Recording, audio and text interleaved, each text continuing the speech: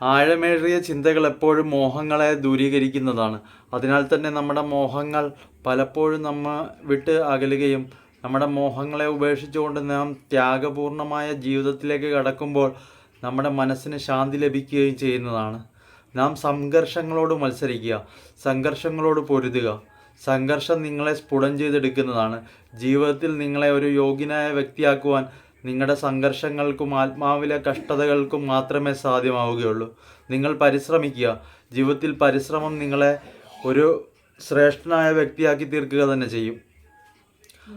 നാം കാണുന്നതും കണ്ടുകൊണ്ടിരിക്കുന്നതുമായ കാര്യങ്ങളെ നമുക്ക് മനസ്സിലാക്കാൻ സാധിക്കുമ്പോൾ, നമുക്ക് കേൾക്കുന്ന കാര്യങ്ങളെ വ്യക്തമായി ഗ്രഹിക്കാൻ കഴിയുമ്പോഴാണ് നമുക്ക് ഒരു വിദ്യ ആരംഭിക്കുവാനും അതിൽ നിന്ന് പൂർണ്ണമായ ഫലം നേടിയെടുക്കുവാനും ചെയ്യാനും നമുക്ക് സാധ്യമാകുന്നത്.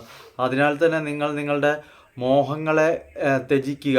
നിങ്ങൾ നിങ്ങളുടെ ലക്ഷ്യങ്ങളിലേക്ക് ഉണർന്ന് ചിന്തിക്കുക.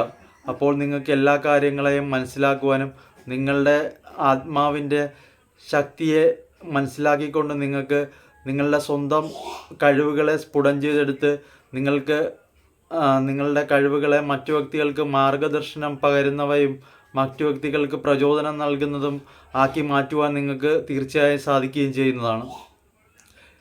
ജീവിതത്തിൽ എപ്പോഴും മത്സരിക്കുക. മത്സരങ്ങൾക്ക് കാരണമായ കാര്യങ്ങളോ വ്യക്തമായ പ്രാധാന്യമോ ഉണ്ടായിരിക്കരുത്. നമ്മളുടെ ജീവിതത്തിൽ എപ്പോഴും നമ്മൾ മത്സരിക്കേണ്ടത് നമ്മളുടെ ആത്മാവിലെ നിറഞ്ഞു നിൽക്കുന്ന സംഘർഷാവസ്ഥയോടായിരിക്കണം. നമ്മളോട് തന്നെ മത്സരിക്കുക. നമ്മളുടെ ആത്മാവിലെ ചിന്തകളെ വേർതിരിച്ച് കാണുവാനും ആ ചിന്തകളെ മനസ്സിലാക്കുവാനും നിങ്ങൾ പ്രാപ്തനാണെങ്കിൽ നിങ്ങൾക്ക് തീർച്ചയായിട്ടും നിങ്ങളുടെ ജീവിതത്തിലെ എല്ലാ പ്രതിസന്ധി ഘട്ടങ്ങളെയും തരണം ചെയ്തുകൊണ്ട് തന്നെ മുമ്പോട്ട് പോകാവുന്നതാണ്. നിങ്ങൾക്ക് നിങ്ങളെ മനസ്സിലാക്കേണ്ടത് അനിവാര്യമാണ്. ആദ്യമായി നിങ്ങൾ നിങ്ങളെ തിരിച്ചറിയാൻ ശ്രമിക്കുക. നിങ്ങളുടെ കഴിവുകളെ തിരിച്ചറിയുക. നിങ്ങൾ നിങ്ങളുടെ ആത്മാവിലെ ഗുണങ്ങളെ വ്യക്തമായും സ്പഷ്ടമായും മനസ്സിലാക്കുക. നിങ്ങൾക്ക് എന്ത് ഗുണമാണ് നിങ്ങളിൽ നിന്ന് ഉടലെടുക്കുന്നത്, നിങ്ങൾ എപ്രകാരമാണ് നിങ്ങളുടെ ആ ഗുണത്തെ വിനിയോഗിക്കുന്നത്, മറ്റു വ്യക്തികൾക്ക് എങ്ങനെ ഗുണകരമായ രീതിയിൽ നിങ്ങളെ സ്ഫുടം ചെയ്യുന്നു എന്ന് നിങ്ങൾക്കൊരു ധാരണ ഉണ്ടാകണം. ആ ധാരണ നിങ്ങൾക്കുണ്ടെങ്കിൽ നിങ്ങൾക്ക് ലക്ഷ്യത്തിലെത്തിച്ചേരുവാനും നിങ്ങളുടെ ആത്മാവിലെ സകല ഗുണങ്ങളെയും മനസ്സിലാക്കിക്കൊണ്ട് നിങ്ങൾക്ക് മോഹങ്ങളെയും വ്യക്തിപരമായ സ്വാർത്ഥ ചിന്തകളെയും ത്യജിക്കുവാനും സാധ്യമാകുന്നതാണ്. നിങ്ങളെപ്പോഴും മറ്റു വ്യക്തികൾക്ക് ന്യായമായ കാര്യങ്ങൾക്ക് പിന്തുണ നൽകുന്ന വ്യക്തിയായി തീരുവാൻ വേണ്ടി ശ്രമിക്കുക.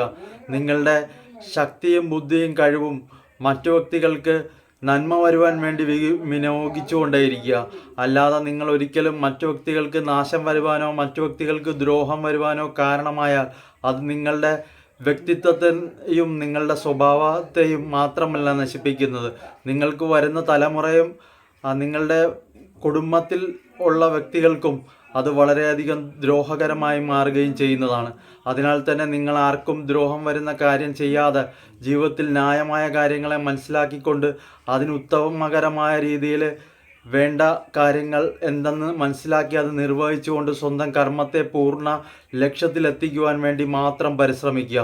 ശ്രേഷ്ഠത എന്നത് അവനവനിൽ നിന്നുണ്ടാക്കിയെടുക്കേണ്ട ഗുണമാണ്. ആ ഗുണത്തെ നേടുവാൻ നിങ്ങൾ ഒരിക്കലും വളഞ്ഞ മാർഗത്തെ സ്വീകരിക്കരുത്. സ്വന്തം കഴിവിലൂടെ മാത്രമേ ഏത് വ്യക്തിക്കും അവനവൻ്റെ കഴിവുകളെ മറ്റു വ്യക്തികൾക്ക് മുമ്പിൽ പ്രദർശിപ്പിക്കുവാൻ സാധിക്കുകയുള്ളൂ. അതിനാൽ നിങ്ങൾ നിങ്ങളുടെ സ്വന്തം കഴിവുകളിൽ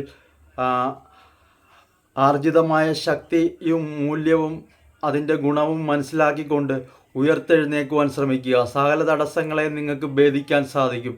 ആ മനസ്സിൽ നിന്നുണരുന്ന ചിന്തകൾക്ക് മാത്രമേ അതിനെല്ലാം സാധ്യമാവുകയുമുള്ളൂ. അതിനാൽ തന്നെ ആത്മാവ് പറയുന്നത് കേൾക്കൂ, സ്വന്തം ഹൃദയം പറയുന്നത് കേൾക്കൂ. നന്മയുള്ള വഴി മാത്രം തിരഞ്ഞെടുക്കുക.